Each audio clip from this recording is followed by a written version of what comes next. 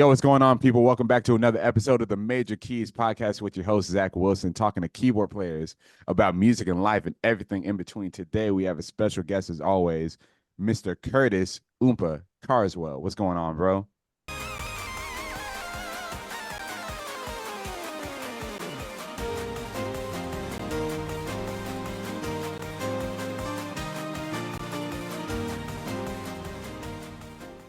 What's happening, bro? How you feeling?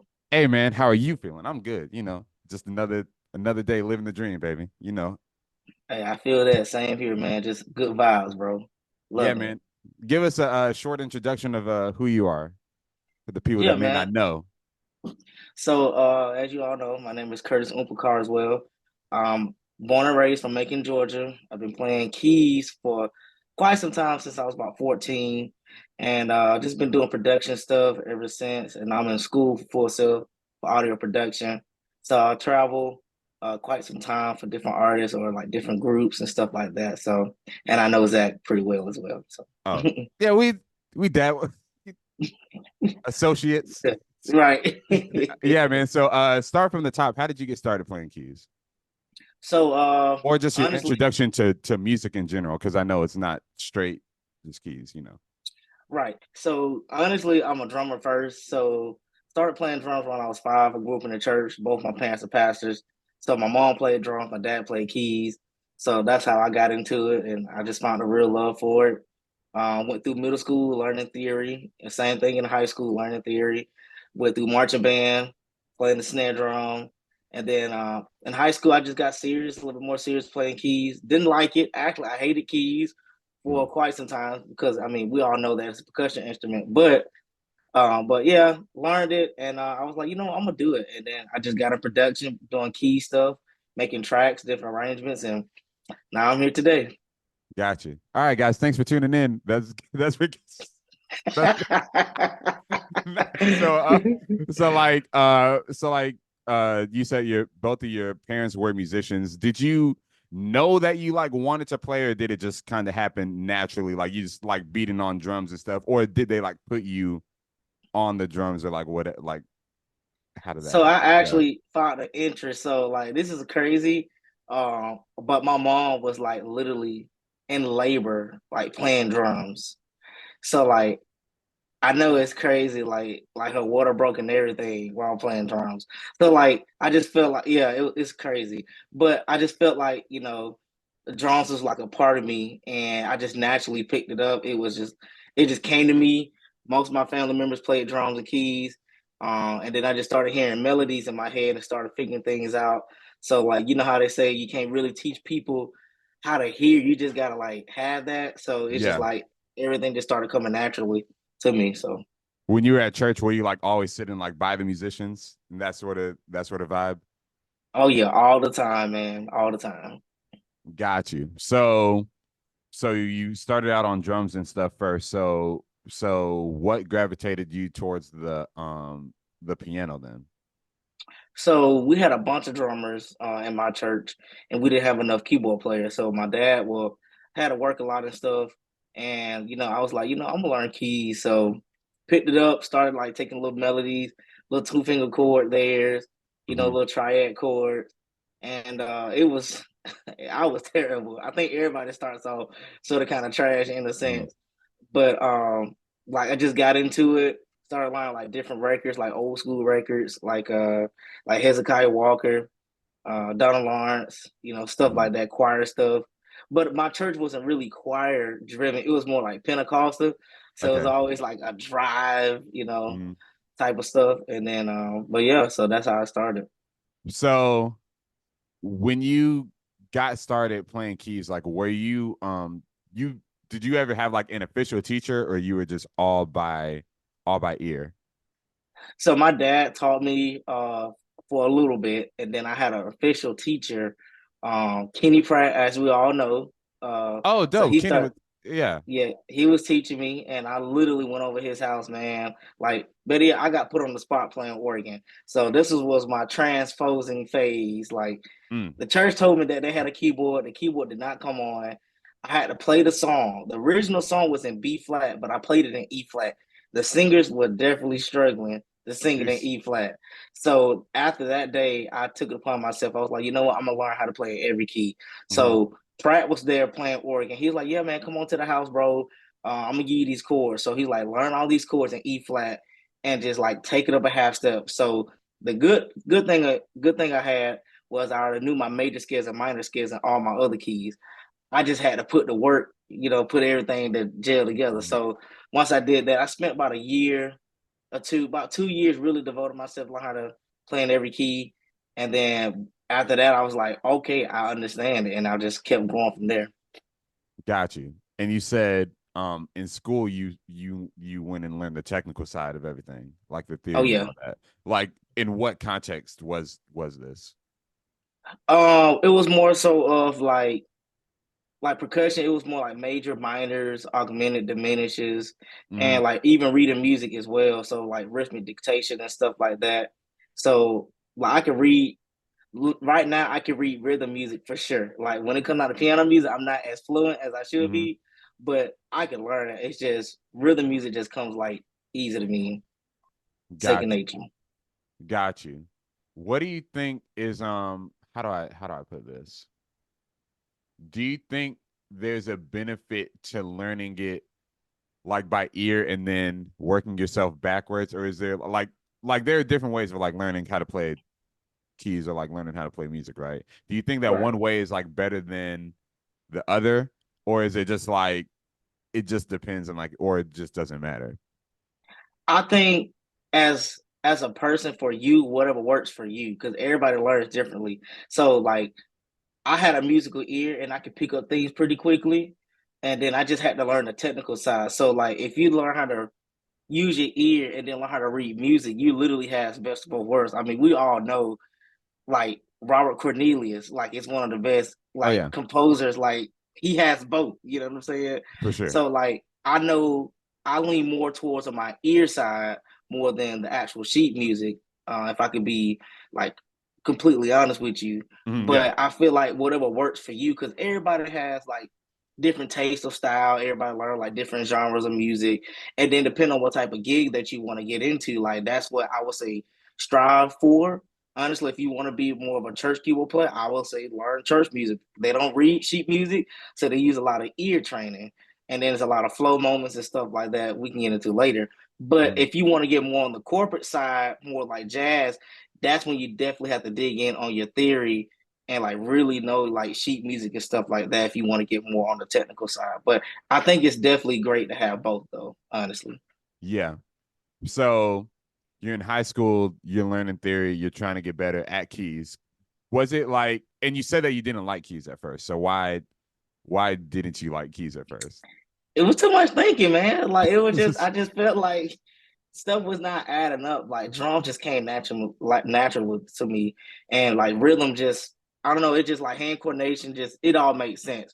But once I understood the patterns of the piano, I was like, oh, Mhm. this makes sense. We all know that C, E flat, F sharp, A makes a diminished chord. So Mhm. like once understanding my thirds, that actually understanding my thirds helped me understand the entire keyboard. I was like, oh, I can move here and there, and then I just like It just sus clicked. chords. It Yeah. just clicked. Like everything just started clicking. Honestly.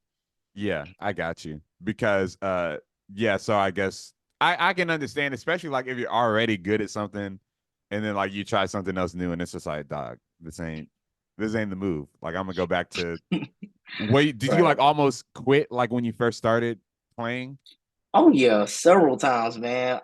Like I said, we didn't have no drummer, so like at my grandmother's church, there was like, well, somebody got to play keys. So I was literally sit up all night trying to learn this one song that I'm struggling with, and literally using one note on the bass line, and then maybe two, three chords. Like it was terrible, bro. And I don't know if y'all remember these keyboards, but I had a Core X2 with the floppy disk, y'all. Oh man, I don't even know Like about that. like Core X2, and then I had my father let me borrow his Triton, Core Triton. Like there's one right there that you can see. Yeah, yeah, yeah. You know what I'm saying, old school joint, but yeah, man. Sheesh. So, when did you Okay, so you learn the music in high school. You're playing at a church. Did you go to school for music? Like, did you go to college? Like, what was the path after that? So I wanted to go to Berkeley. I had got into Berkeley. My parents had told me, "Hey, let's just stay back for a year," and I was like, "Cool." So I went to Middle Georgia. Well, let me say that correctly. I went to Macon State College Hmm. before they changed it to Middle Georgia State College, Hmm. University. But so I went there for about a year. Actually, went there 2 years, and then I was finna go to school. I was getting ready to go to Berkeley. Cool, but then my mother got sick, and so I had to stay back. And honestly, I haven't done like anything in college until now. So Got you. that's I'm literally YouTube, being around other people, connecting. That's been my schooling. Got you. So when do you think you made the decision that it's like, okay, I want to be a musician for real? Like, was there ever anything else that in your mind that you might have wanted to do? Yeah. So honestly, my year and a half of college, I was already in biology classes. And I was like, you know what? I really don't want to do, I don't want to become a doctor. Like, that's really not my thing. Like, it'll Mhm. make great money, but that's not my passion. So I Yeah. literally was like, I'm dropping that. I'm going for it. And I was even doing like little gigs at Macon State, like me, Robert, a girl named Egypt. Like, we was doing gigs there. My boy, Zach, uh, Not Zachary Yarber. Yeah. not me, Zach. I mean, not you, Zach, but yeah, we was doing gigs and stuff, and then I got into like literally like connecting with. I was driving to Atlanta, going to Sam Ash to like their drum clinics and stuff like that, and just Mhm. being around like other musicians that I knew that were great. And honestly, bro, if I could be completely honest, I didn't know anybody that make it like that. I was sheltered in a sense. I'm not Uh-huh. blaming my parents, but I just didn't know a lot of musicians in the area until after I graduated from high school. Yeah. So you were just and so talk to the fact of like, oh man, it's good to be good at your instrument, but you need to know, but you also need to know people. You gotta like stay in touch with the community, all that sort of stuff. Like speak to that. So the biggest thing is, guys, honestly, is reaching out, just constantly just checking up on your homies. Like, I know that we have a lot going on, but when it comes down to this musician world, man, like it's crazy. Like, there's enough work for everybody, but just being intentional of connecting with other musicians, because you just never know. Like, Mhm. just being around could put you on the next gig or Mhm. can set you up for the next phase of your life. Just because, and you even got to be like super talented. It's just the fact that you know you're good at what you do and you're confident, and they know like, hey man, we can get this guy. We can get this guy on because of his integrity. We know he's gonna be on time. We know he's gonna show up with his gear, not leave your bass guitar at home, or what I'm saying, or Ah, missing a flight. You know what I'm saying? Like, that's right. crazy. You know what I'm saying? So like, just reach out, man. Like, I'm reaching out to other musicians. And sometimes I know it's scary to reach out to other musicians that you don't know, but hey, man, it's part of the world, man. True. And then like what I realized that I needed to like this was like a couple of years ago. It's good to know musicians that don't play an instrument. Like I know a lot of bass players, I know a lot of drummers.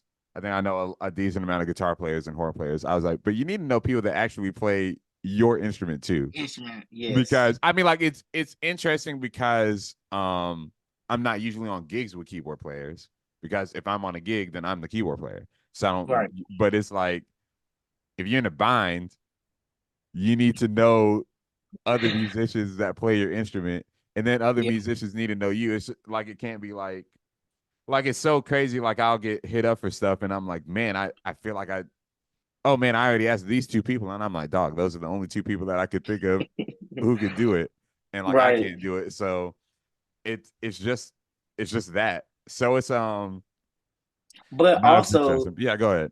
like, I understand where you're coming from, because like there are a few people that I know I can trust. That's because, like, for one, you want to make sure you hold up your name. Okay. Mhm. So, you know, the biggest thing is having other musicians fill in for you that's gonna literally have the same integrity of you Mhm. learn the music, showing up on time, And like you can, and honestly, I know a lot of musicians, but it's just like You ain't gonna you hit have it. to You be, ain't gonna give all everybody your name. You know. yeah, because like some musicians don't take, their job seriously. They don't take their craft seriously. They come up, not in dress code, come up not knowing the music, not being on time, just crazy stuff. And then you give them a call and you get them that one chance and you blew it. I mean, they blew it.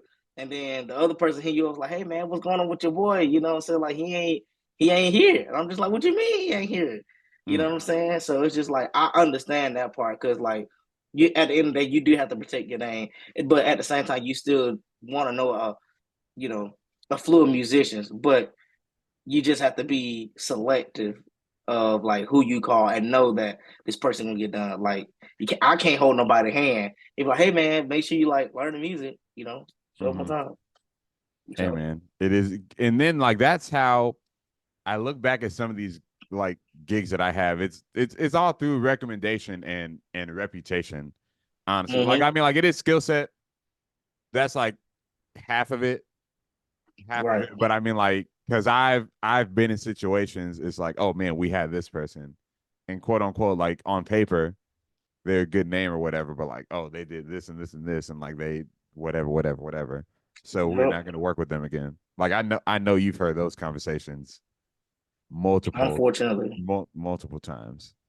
But so yeah, bro. So what else are you so like in college or not college, but like say around that age, like 21, 22, like what are you doing besides like musically besides like just playing at church? Like are you playing with like with artists at that time? Are you playing with like certain groups in that sort of situation? And are you heavier on drums than keys? And so give me that whole scenario. Cool. Yeah, man. At that time, I was about 21, 22, 23-ish. At that time, I was still heavy on drums. At that time, I was learning how to produce. In my producing phase, I wasn't playing with a lot of artists, but I was playing like local artists. So I wasn't necessarily on the road just Yeah. yet. Just still getting like my feet wet and everything. So like really maximizing like my opportunities here, get my face well known in the area, building my reputation here locally in my Macon, Georgia area. So before I even started to like get out, because like sometimes prematurely we can get on the road and then like next you know we sabotage our own gig. Oh So it's like man. that's a maturity that I had to build over time locally here to gain trust. So that way, when I get on the road and like outside of Macon, then that trust and that integrity of me exudes out through everywhere. You Mm-hmm. know, So so yeah, so tell me what it was. I'm trying to think. Okay, we're gonna talk about your producing then. So tell me what your production style was like early on, because like it's one thing to be able to play in a group of people or play with a group of people. It's one thing to be able to MD a group of people that are physically there, but sitting in front of a computer and produce, because that's not my strong suit. That's not my. I'm like, give me the musicians in the room, and then like I can do whatever I need to do. But me in front sure. of a computer is like not. That's not where I'm at. Gotcha. So so tell me what it was like for you when you started to venture into producing, and who were like your influences too. Like what was the sound that you were going for and all that good stuff. Yeah. So, for the producing side, man, I remember my first dog that I got was Logic Pro 9. Uh-huh. And like this is like when it was a CD disc. Like I know y'all remember Mm-hmm. that. So like old school joint. I had like a 2009 computer starting out. And honestly, I had no idea what I was doing. So like Pratt once again gave me a MIDI controller and was like, "Hey man, I'm gonna show you how to use the DAW, and I'm gonna let you go from there." And I was like, "Cool." So understanding the technique of producing was making sure everything is like flowing, making sure everything makes sense, nothing is clashing, having the correct sounds, timing is definitely everything. Making sure the stuff is like in sync on the grid. I am like huge on that. Like I can tell if it's off by like just that much. Now my ear wasn't that great, but now it's just like Yeah, I can yeah, tell. But yeah, back then just trying to figure out different sounds, using on the Logic, and the Logic sounds wasn't all that great back then, but it got it done. And but honestly, and then using Reasons too. I know y'all remember Reasons. I had Reason 5 oh man, back then. Yeah, and now it's like Reason 12. But I had Reason 5 using redrum and everything like that, trying to make some like different beats. And I've never been a beat maker. So my beats was like always trash. But when it came out arranging, I was pretty decent at it, and I just felt like, okay, cool, I can increase my sound. So like listening to like Doobie Powell, mm, Kevin Powell. I was listening to a lot of Black Surfers type stuff. His name was Lawrence Farmer. Paris Bowman's back in the day, Ty Tribbett type stuff. yeah. Um, even down to like what's the other group? I can't even think of the name.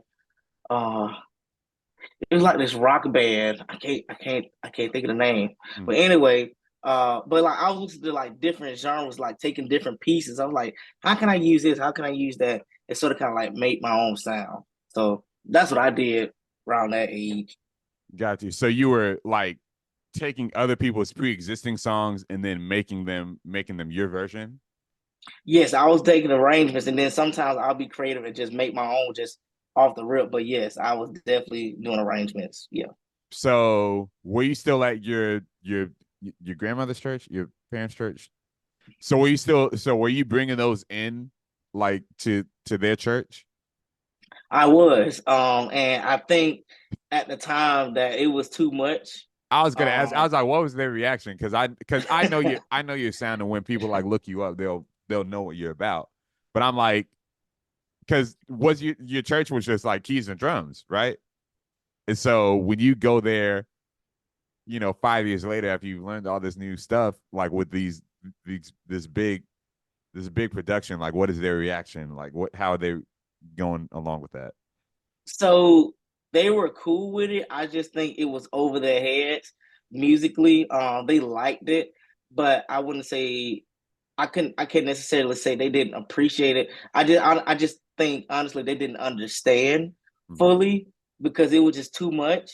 And I thought it was cool. Me and the drummer, we will practice late nights and just like sort of kind of lock in, especially when we're doing shout music. They love that. So I had like the shout loops, like the little Uh, shout stems, and this is before C Dub took the his hoop triggers, but he had a hoop triggers in Control 5 in the native instrument stuff. oh, okay. And what I'm saying, I was using that, you know what I'm saying, like during like Wednesday night services, but like using shout tracks, that was nothing to them. But actually like playing a song, it was hard because they would never necessarily remember the order, like the verse, chorus, bridge, and Oh and yeah, stuff like like they this. couldn't run by no format.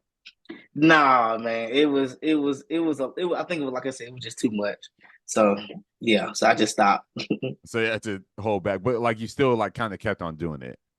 Oh yeah, for other people, because people were asking me. I was posted on Facebook, and people was like, "Hey man, I like that arrangement. Can I take that arrangement, or can you rearrange this other song for me?" I was like, "Yeah, let's do Mm, it." got you. And so when you started to become good at that, is that did that spark like a new, oh man, maybe I want to do this full time? Or was it just like I'm just gonna dip my hand in every single thing that I can do musically? And so like whatever, like because you're a pretty like I would say that you're a super like well versed person. Like I know that you can play keys and drums, but you also produce, you arrange, like you run tracks. So talk to me like how you decided that you were gonna be more like well rounded, and then speak to the fact on it's important to do more than just play your instrument. Sure thing. So being well rounded opens up so many different opportunities. So what got me into it was I changed my surroundings.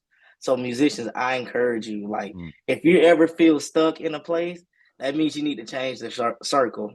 Definitely pray, obviously, put God first on everything, but definitely change your surroundings. So, like, if I could be completely transparent, go ahead. I was at my home church, 2017, and I could not create for a whole year. Like my brain was like done for, and I was Mm. like, this is not working. And then I had an opportunity. Rico Clark, shout out to my mentor. He actually reached out to me. Was like, hey man, he was like, hey, well, this is before he became my mentor. So I met him through Antoine, and I had sent him some music. He's like, dude, I like this. Like, you need to put this out. I was like, no, it ain't good enough. He's like, dude, you need to put this out. Like, people need to hear it. And I was like, okay, whatever. So I put it out in October 2017. The next year in February, he was like, hey man, so how would you like to feel in at Tabernacle Praise? I was like, I don't know. I was like, well, I'll play by ear because I'm at my church. He's like, well, all right, cool. So he asked me like, this is the third time he asked me. He was like, I'm not gonna ask you no more. Like, do you want to come and like fill in on drums? I was like, yeah, man, let's do it. Let's do it. And immediately, as soon as I said yes, it was like everything was like just it made sense. And Yeah. so me playing there actually felt like it felt so organic and natural to me because they was already doing what I was doing back at my home church. So it was just like it made it so much easier to Hmm. implement ideas and everything like that at Tabernacle.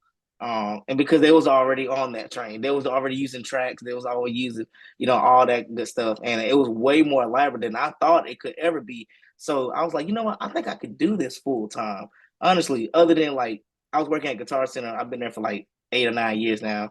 Hmm. But at the time, I was like, I think I can really do this. So it really pushed me towards my producer side, key side, and being a drummer, Hmm. like to be well rounded in all those areas because you never know who's gonna call you. So you want to be ready for whatever situation comes to your way. Yeah, man, for sure. For sure. So so being in that, it like it what it sounded like it said, or gosh, what it sounds like happened is like it just like sparked it, like you got your creativity back and like you just kept on going up. Yes, Yeah, yes, man. all the way. Yeah, definitely change your surrounding, guys, if you ever get stuck. Like, telling you, like, because sometimes we can be Hmm. a fish and so you can be a big fish in a small pond, and or we're if we feel like we're the best in the room, that means you need to find someone else Hmm. that's better, so that way you can be continually to be better and grow and just like feed off each other and stuff like that. So So tell me about hmm, I'm trying to think on where to go with this because there's so many directions that you could go. right, So like you have this like bundle of creativity. How do you go about implementing it, but not, I guess, offending what's already there, but maybe slowly like finding a lane for what you think you can do. Like finding a okay, lane for what you think you can do. Like say if like someone's in a surrounding, like, man, I have this, but I don't know necessarily like how to implement it to what's going on. okay. Oh, that's a great question. I would say one, you got to know your band. Mm-hmm. You got to know who you working with. You got to Mm-hmm. be super intentional about what your players and cannot do. Not saying that they can't never get there, but at that moment, you got to be. You can't just think about you. You got to think about the entire band and Mm-hmm. how it's going to sound. Because if you're doing all these riffs and the bass players can't do it or the drummer can't keep up, it's like now it just sounds like you too busy, like Mm-hmm. crazy busy, and now the Mm-hmm. record is gone and you literally just destroyed the entire song because you just going crazy. It's not a solo moment. But if it's a band moment and you know that everyone can do it and you call it out in time, that's when the creativity of your entire unit becomes like this massive masterpiece, honestly. Even down to your vocalist, like I feel like depending on how well diverse your vocalist is, there are certain chords that you can literally play that she Mm-hmm. can sing. But if she's not or he is not well diverse and understanding chord progressions or know how to sing melodies, like it's best to keep it as I wouldn't say basic, but keep it close Mm-hmm. to the record as possible without losing the entire flavor of the song because you want to play what you want to play, but you got to keep the integrity of everybody else and in mind that it's not about you, but it's the entire band. But if your singer can do that, of course, add them all nines in there, bro. Like go crazy. You know what I'm saying? But like I said, that depends in rehearsal, or something on the spot. It doesn't matter. Just being super intentional about who your band is and your singer. Yeah. Would you say like when you play keys? Because usually when I'm with you, you're on drums. So would you Mm-hmm. say when you play keys or if you're MDing, would you say like you're a spontaneous person, or you're like I'm gonna keep it by the script and like I'm gonna keep it going, or is there a difference depending on the situation? So I'm gonna say both. So first, I think for me, I like to stay mellow. I like to fill out the room. I don't like to do too much. I like to see exactly what I'm getting into to make sure that I want people to be like, hey, you can play a little bit more on this versus like dial it back. You know what I'm saying? Because when they say dial it back, that means you already come off as like, okay, you had head for heels and you finna go for it. But that's not necessarily me. I like to play the song first because 9 times out of 10, that's what they paying you for. You know what I'm saying? Mm-hmm. They want you to play the record. Unless it's like some jazz gig and you like got crazy solos, then of Yeah. course go for it. But if it's like an R&B joint, like play Mm-hmm. the sounds, play the song.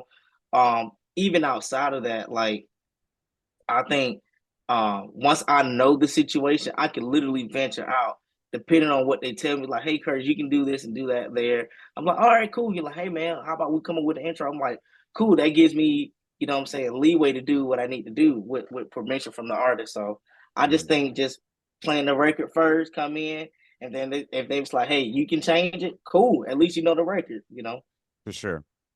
Tell me about your first tour, well, not necessarily tour situation, but your first like your travel like when you first got paid to like play out of state, like someone's like, hey, we want you to specifically be at this gig. I want you to play for this pastor. I want you to fly out and do this. So tell me about that and what that was like just the first like, or maybe if it wasn't that good, tell me about that too. Yeah. So the first official one was 2018. I went to New York. Never been to New York. Never flown. Uh-huh. Excuse me. And I was with Chosen Aggregation. It's a choir group, and it was me, Rico, and Trey. Never Rico flown like Clark and who? And Trey Render. oh, okay, gotcha. So yeah, we flew out there, played, and we just three-pieced it. I was on drums then. So I would say that's my first experience of like literally getting paid to play, having hotel room paid for, food paid for, like all expenses paid for his drum. Now keys, I would say honestly, my first one was going to Chicago for CD worship. They took care of everything. My boy Carrington Gaines, like he like the best, like just absolutely great. And honestly, like I felt then, I was like, I can actually do this. But I just had to keep.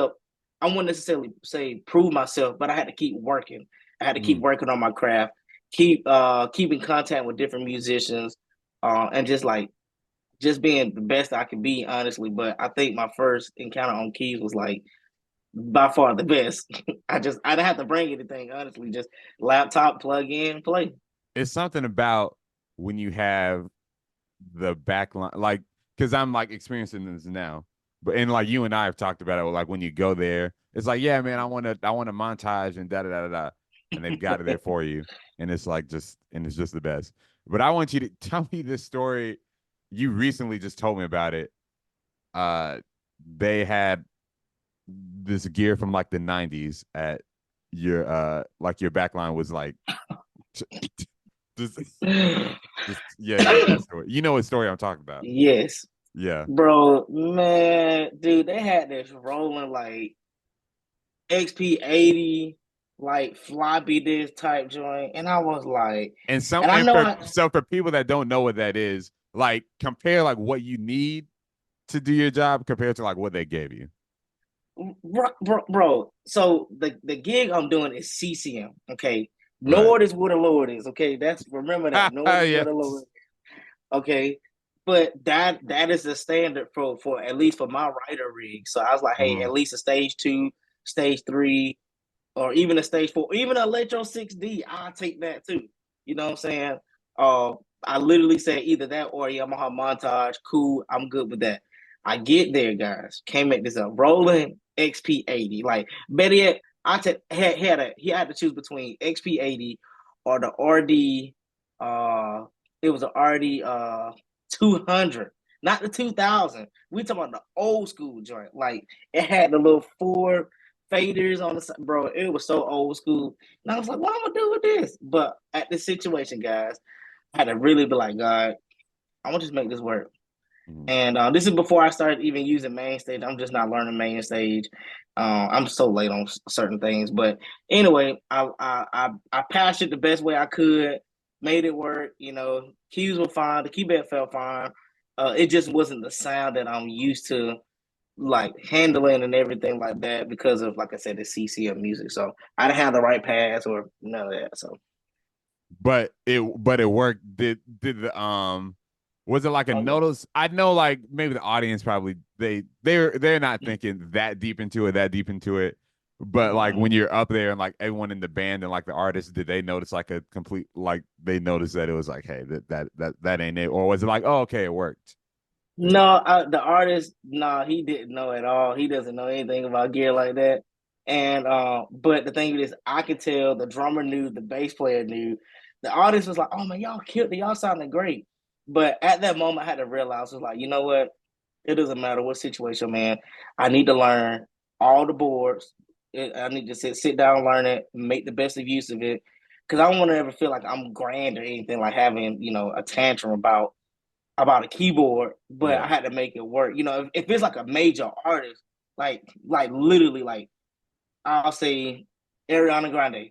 Of course, you got every right to Yeah, yeah. yell, and you know what I'm saying, like, because that's you can't you that kind of stuff like that you cannot like mess up. But if you play like a gospel, like CCM local artist or whatever, just take what you can get. I even had a Yamaha keyboard that the USB port wasn't working, and like it's crazy, man. Stuff happens, man. Just make the best of it and still give 110% no matter what. So Yeah, yeah. As far as so two things. As far as gig etiquette, tell me how like it's good to be prepared and ready to adapt in every situation. Because like I remember, like we did a gig, we thought that there was going to be backline, wasn't backline, but you were already ready to go, or it's just like, all right, cool, I got it.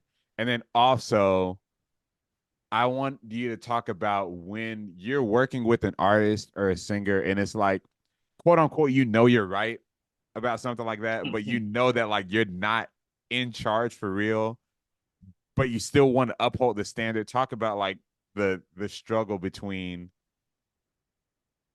it's your vision. It's like the artist. It's at the end of the day, it's up to the artist. But like you really feel strongly about something. How do you determine if you push for it or if you just leave it alone and like, all right, it's not going to be what I think is right, what it should be. But like, if the artist wants to go that way, then that's what it is. So those two separate things. Like speak on those. okay. So first, for us, the backline situation. Um, And just adaptability in general. got you. So with the backline situation, man, honestly, like I would say this is where I had to go home and do research on different boards to the way I can have a familiarity of whatever I'm using. Because sometimes it might not be a sweet situation, and sometimes you might not even have stems.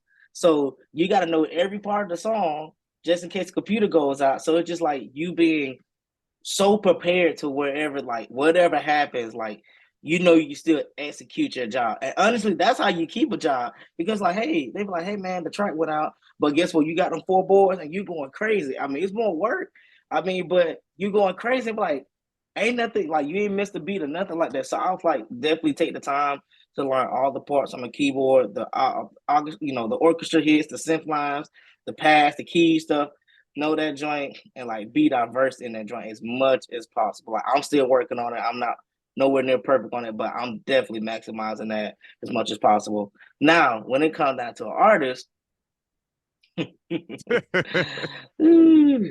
I say this with grace. So, um, you have to just go with the flow. It doesn't matter, like if even when they're totally wrong. I mean, I dealt with an artist and I told her I was like, hey, so like the counting time is like 6 versus 4 because like that's what you had on the record. She's like, I know what I did with my record, you know, this and the third. No. I was like, okay, What's the name, Oomp? cool. What's the name? Nah, I can't give it the name. I can't disclose that. Yeah. But I was like, it's six. Like, for one, I'm a drummer. Two, I can count pretty well. So I'm like, it's six counts versus four. She's like, no. Like, I know what I did on the track. Cool. I said, all right, cool. So what I did was I let the track play. Betty, I took up my phone from the original track. I let her count it, right? And I was like, and she was like, I did six. I was like, this is your record. Like, I'm going based off what you gave me. Like, I didn't Yeah. make the song. So she was just like, well, I think I want to do four. And honestly, doing four didn't even feel right. It didn't even, the transition was like so awkward. So I'm in Ableton, like going crazy trying to fix this and that. Oh, And because I'm you're just running like, stems too. right. So you gotta fix it, quote unquote, Yes. with what she wants. Yeah. Yes. And then I gotta make sure like it's tied in with the other songs, like because it was like nothing but like a literally a flow minute set for 20 minutes, and then it was like a hard stop, then going straight into the other song. But I was like, yo, it's six count. And sometimes, guys, you just gotta let the artist do what they want to do, so that way you won't have no conflict. Yes, if you're right, and I was definitely right, but honestly, just let it be. Don't be trying to have a fit or whoever it is. Like, just they'll figure it out. You know what I'm saying? And Was that a even if no? go Go ahead, ahead. Go ahead. even if like in that type of situation, just remain humble. Just stay back and just let it play out itself. Honestly, Was that a one off, or is that like someone you work with consistently? yeah, I work with this person consistently. We always bump heads, but I'm like, you called me to come in to do this, so I'm just like, you should be trusting me. But I mean, we've gotten over, but I haven't worked with them in like 3 years now. Okay. So, but like, yeah, I'm just like, hey, so I'm like, because I'm such a technical person, I'm like, if we gonna do it, it has to be like structured and it has to go by the grid. Like, it's gotta make sense for me, the drum, especially the drummer. Like, he the Yeah. one gotta keep time. Like, come Yeah. on, you know what I'm saying? Like, now if it's like a flow moment to where it's just like just random singing, of course I'm gonna stop the track, just me and her. But you just got to be intentional. Like, when it comes out of production, it can't not be no flaw. It has to be perfect, unless your computer decides to crap out. But that's when you have the connectivity you, and you get your two computers, and you have run them as a redundancy rig. And if one go out, the other one's still going. You can go back and fix A, and boom, and you're still good. It don't matter. There you go. Keeping it moving. You Got keep to it keep it moving. moving. Yeah, man. So tell me about you put out a song in 2017. It's called Galaxy. That's the first Mm-hmm. song that you put out under your own name. So tell me about like the approach to that and stepping out and you like venturing to you like, all right, like me as Oompa over here, like this is me being an artist. And also, where did the name Oompa come from? That too. All right. That too. Yeah, I, yeah. That's I'll start with Oompa. yeah, So yeah. that came. So I'm in ninth grade. I'm playing cymbals, and this is like the summertime, and we're literally figuring out each other's names. So like every band member got a name, and so they walk across me. Was like, he's like, this guy's really short. So we got to figure out a name. And so one person was like, maybe we could call him Oompa Loompa. And one guy was like, nah, that's too offensive. Like, we can't say that. He's like, let's just call him Oompa. Mm-hmm. And I was like, okay. I didn't like the idea at first. But after 9th, 10th, 11th, 12th grade, everybody was like, all my teachers calling me Oompa. And I was like, okay, it sticks. I was like, well, I guess it does have a ring a bell. Uh-huh. And then after that, I've got a company with named Oompa Music Group LLC. So it works. That's how Mm-hmm. I got. What was the other question again? Galaxy and stepping out into being an artist versus just like a musician, programmer, drummer, whatever. Yeah.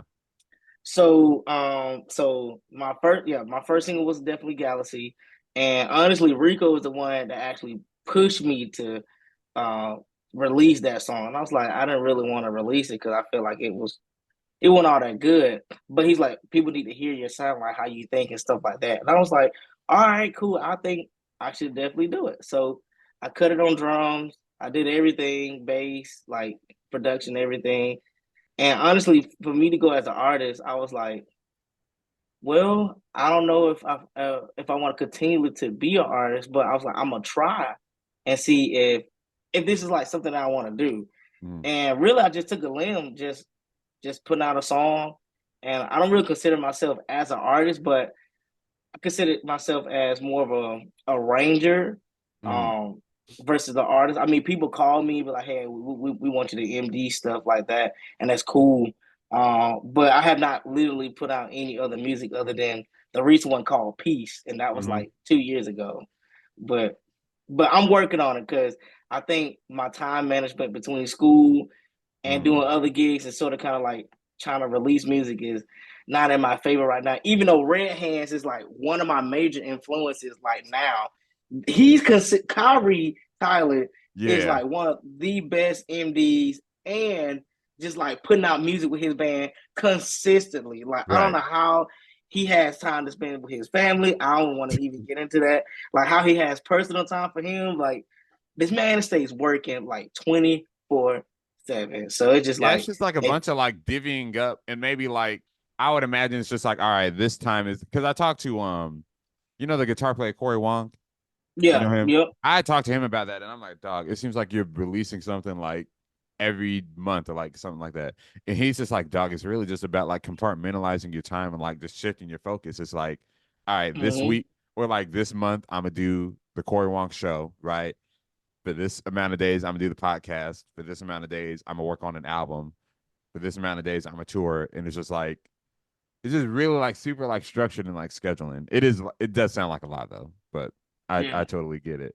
So what would you say are your overall goals or some of your aspirations just as a musician? It could be on drums or keys. Like what is like just like the big picture.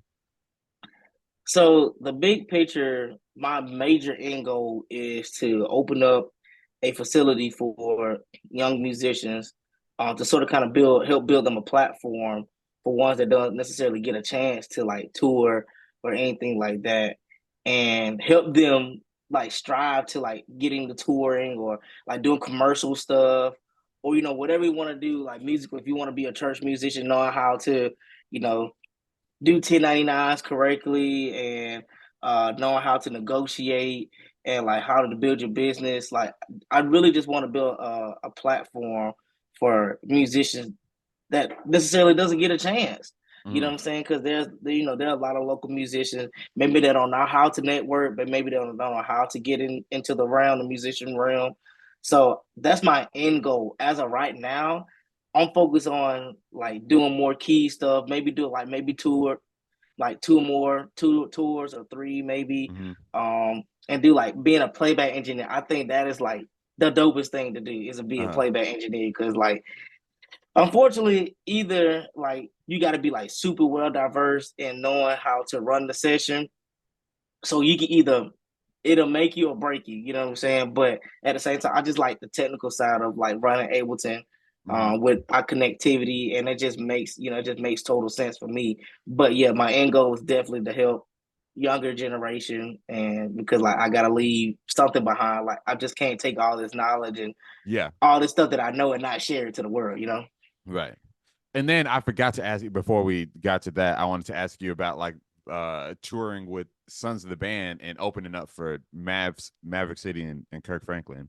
Like tell me how that was playing in like on such a like that's like a super high level, especially in the CCM space. Like tell me what that whole situation was and tell me about that. Yeah. So throughout that whole year of 2021, I think it was 2021 or 2022. It was one of them years. 22. When Yeah, Maverick and 22. Kirk went on tour, that was Yeah, 22. it was That was 22. 22. So Yeah. yes. So 22, I literally didn't get called for like 7 months straight to like do like literally almost nothing. Like from January to about October, like my gigs were depleted. Like it was crazy. It was a crazy year. So November comes around and I already had met Jordan, Cooley, which is Carrington Gaines' friend. I met him in Chicago. We did like this thing called Tiny Church, which is basically like Tiny Desk in a sense. Interesting. All Um, right. yeah, so we did that, and so Carrington was like, "Hey man, I'm gonna have Jordan call you. He wants to see if you're available for some dates." I was like, "All right, cool." Called to the next day. Was like, "Hey Curtis, I just want to see if you want to rock with us, man. Sons the band on the keys. We got a few dates and stuff like that." I was like, "Yeah, man. Like, I ain't doing nothing, bro. Like, get me out the house, brother. Like, where we going?" He's like, "Well, we're going to Indianapolis. We going to Louisville and Cincinnati." I was like, "Cool, dope. I'm down." And he's like, "Oh, by the way, we'll open up for Maverick City." I said, "Well, way to leave that out, but Yeah, yeah. geez, you know what I'm saying?" But I really felt like he did it on purpose because he wanted to see if I will be down, regardless whether it was like a small gig or a big, big opportunity. And I was like, I didn't care. I was like, bro, I ain't did nothing all year. So that's how I got there because of relationship and honest, of course, skill level, integrity, and all that comes, but mainly making the connection between Carrington and Jordan. And then me and Steve, like, I met Steve because he's the other guy, Sons of Band, good friend of mine, love Steve. And we met up in Marietta. We went over the songs like the week before the tour. And man, honestly, like experiencing that tour, man, meeting Sam, Elijah, Matt, Ramsey, Terry Bacon, and Harold was like crazy. You know what I'm Yeah. saying? That was like super cool, man, honestly. And then when we get there, like they asked me if I had a keyboard. I was like, nah, man, I flew in from Georgia. They was like, well, you might have to go ask Kurt Franklin, see if he uses stage 3. I was like, all right. So I'm walking out and I see Kurt. Kurt ain't got no shirt on. And I'm just like, man, I don't want to ask this man without no shirt on, bro. He's This like ain't working it. out or something like that. Yeah, he just got out of the gym. But I was Yeah. like, man, I gotta do it because we got sound check in like 5 minutes. I was like, yo, Kurt. I said, what's up, man? My name's Kurt. He's like, nice to meet you, man. So what you got going on? He's like, you playing with Sons of Band? I was like, yeah. He's like, what you playing? I said, playing keys. I was like, I was wondering, could I use your keyboard that's over there by like Sam? He was like, oh yeah, man, go ahead, do your thing, bro. You good, you good. So I literally played Kurt Franklin's keyboard for Uh-huh. the entire tour. The experience was crazy. 25,000 people was absolutely nuts. I was nervous because I found out that we were the only band that played Oh, JG so y'all didn't have Harrison. any tracks. No, we played this live, brother. Oh man. Like I couldn't mess up like all the melody lines and stuff. Like I had to make sure I played that joint correctly, and it was crazy. I was just like, dang. And the guy that was on ear to monitor mix, super nice guy. He said I mix his ear sounded incredible. I still have not found a venue yet that has like came close to having close like them ears. And I had like West Homes. Man, Mhm. them joints was clean, bro. So, but yeah, man, I would definitely say the opportunity was great. I enjoyed the Maverick City tour. Yeah, man. That's what's up. So transition, and these are questions that I ask everyone on the pod. What was Yeah. the worst gig that you've ever had? Preferably on keys, or like the worst thing that happened on a gig, just like a bad gig story with you on keys. All right.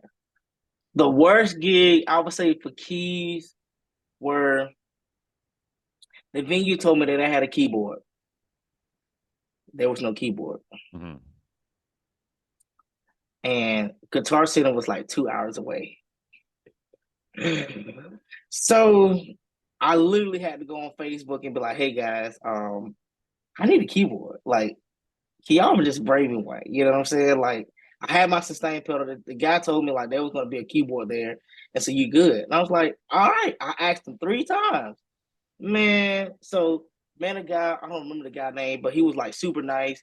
He brought the keyboard over, man. I think it was like a Yamaha like ES7 or something like that. That's not bad. No, it's not, bro. Yeah. That boy is still relevant to this day. Yeah, So yeah. I was like, so I'm like, oh yeah, bro, I can do well with this. I appreciate you, man. Try to pay for it. So no, man. He's like, no, I heard good things about you, bro. So that's why it's good to have your name clean because Yeah. people do talk. You know what I'm Yeah. saying? So he's like, man, no, man, you good, bro. Like I appreciate you, man. Like, man, you really one of them guys. I'm like, no, I'm still trying to work. So I would say that was probably the worst because like there was no board. Like, and then the other thing is too, they said it was an inner situation, and I had tracks, bro. There was no loops. There were like clicks. Yeah. So So I'm not finna play a metronome through the monitor, not through no wedge, bro. So I Right. had to literally make loops like 30 minutes prior to the show. I mean, I'm sorry, 30 minutes prior to sound check. And I was just like, dude, like, what are y'all doing? Like, what's going on with this communication? So I would say that's probably the worst, And it honestly. didn't even pay that great, did it? No, no, it didn't. They But I never did it because, they never out of do. love. Nah, man. Man, that's wild. All right, bro. Top three, top three. Top three keyboard player like legends, and then top Mhm. three that you know. All right. Legends. That I'm gonna If say you want to without go more going. than three just to make it safe, you can do that. I'm gonna do three. I'm gonna do three. Um, Jason White. Oh yeah. Jason White. Definitely Jason White. Love his keyboard style. Um, hmm. Does it have to be gospel or anything like that? If you Okay, play whatever. 88 keys, organ, synth, piano. If you play It don't 88 key, matter. it doesn't matter. Say less. Okay, main keys, Jason White. Auxiliary. Mm-mm-mm. Mm-mm-mm. This is a hard one because I love both of these guys. Just Give top me three. Sean. Top three. Give me Sean Alexander, bro. Like he be smacking auxiliary, bro. He really Uh-huh. do be smacking. Um, Oregon.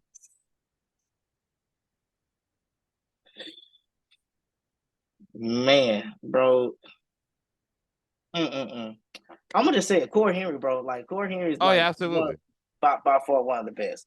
Now, locally here, I'm gonna say Anyone who you can definitely, call, anyone like top three yeah. So his name is James Teemer, Elliot. You know Elliot. Yeah, Elliot. yeah, yeah, for sure. My boy Kenny Pratt, definitely. Absolutely. And I would say, let me see. Oh, bro, people don't even know him, but Sinclair Sinclair Parker, y'all. I don't Bro. know. Yeah, Bro, he played at Tabernacle, bro. He is a killer on piano. My God, just straight monster, bro, for real. for sure. Got you. All right, bro. So here's the situation. You Okay. build your own supergroup. Mm-hmm. This can be rhythm section. If you want to do multiple keys players like aux, organ, whatever, you can do that. Rhythm section. If you want to do horns, you can do that. But just whatever supergroup musicians, and then backing up whatever vocalists you want them to back up. And this can be Okay. whatever genre, it can be whatever situation. You can play if you want to. The only thing is they just have to be alive. Hmm. So Any this is gonna be genre, fun. any genre, anything. You can get this person from this group in LA. You can get this person from this group in New York. They're all available, unlimited budget, Okay. backing up whoever you want to. All right. So I'm gonna go for what I know. If it's gonna be gospel, this is what I'm gonna say for sure. Elliot on keys, hands down, for sure. Elliot Uh, Teamer. All right. yeah, Elliot Teamer. Um, Honestly, I'll run playback. I'm not even gonna play drums. I'm gonna get my boy EJ to play drums because I know him personally. EJ Fanning. Okay. You know what I'm saying? So honestly, like you can call out a greats, but the chemistry I'll say has to be there, honestly, you know what I'm saying, to make it dope. My boy John Lissy Moore on Oregon, Okay. killer. Auxiliary to in the area. Justin, forget his last name. Oh my god. He's a young bull. Here in the Atlanta area. I forget his last name. Oh my god. Anyway, Justin, he's on auxiliary. Um, Where does he play at? he plays he played for several churches. I ain't gonna hold you. I don't even know Justin? where he. Yeah. And he plays keys? Yes. Hold on. I'm finna. Let me see. Yeah. He played keys, drums, bass, the whole 9 yards, Justin bro. Lee Like Schultz? no, Justin Oh, Glover. Justin Glover, not oh, Justin okay. Lee Schultz. Yeah. Okay. Justin Glover. Who else? On bass, I gotta get my boy Trey Render, bro. Like he a killer, bro. Uh-huh. He's straight killer. Um, so yeah, that's what I would call that I can trust if I'm not playing drums. Definitely EJ for sure. Locally or um yeah, I think yeah, EJ for sure on the gospel side. Yeah, Yeah. for sure. And so who are they backing up? Like who's the main singer? or main Hmm. vocalist front person? Mm. Mm-mm-mm. If I'm gonna say locally, Whoever. Unlimited budget, whoever. unlimited availability. It can be whoever. Mm. I would say Jasmine Walker here in Warner Robins Oh because yeah. she's so well versed in like any genre. Yeah. Like she just can sing, bro. Like, and it's Hmm. crazy like how scared her vocalists look. Like we had a rehearsal last night. Me, Jasmine, Shay, and Joe, and they sound amazing. And we Hmm. doing this thing called the Circle. But like she can sing, bro. Like for real. I like I said, I can call if I want to have like Jaden Baker or like Justin Lee Schultz. Cool, but I don't know them, so it's just like I don't feel like the chemistry will be as great. Because I know these guys personally. Yeah, I think it will definitely be a lot better, and like, honestly, we can get the job done for for sure. sure. Cool, man. What's the last thing you want to leave with the people? Word of advice, word of Um, motivation, whatever, whatever. I would say, guys, do not limit yourself from anything. Like you can literally do anything. I love how Tyler Perry Tyler Perry overcame his struggle of like pursuing the play, but the crazy part is that he didn't know he had hidden talents. Okay, so we have this one superpower, right? That we think that we just have. No, we have other superpowers. Hmm. We have to master that one thing that we know we're good at. And look at what he's doing now. He got plays, movies. He got his own network. Like he got his own thing. So just like shoot for the stars. You can be anything that you want to be. Don't limit yourself. Like the sky's literally the limit. Like just go for it. Regardless, always keep God first. Always. There you go. Socials, bro. Yeah. For the people. Socials. Where can they So find you? so yes, Facebook. My government name is Curtis Neal Carswell Jr. Instagram is Oompa Music Group. I'm on Snapchat, Oompa Music Group. Um, you can find me on YouTube. Just type in Curtis Carswell Jr. So yeah, that's all my social media stuff. So if you want to follow me, if you need like tracks done or anything like that, just hit me up. Gotcha. Appreciate y'all for tuning into another episode of the Major Keyz podcast.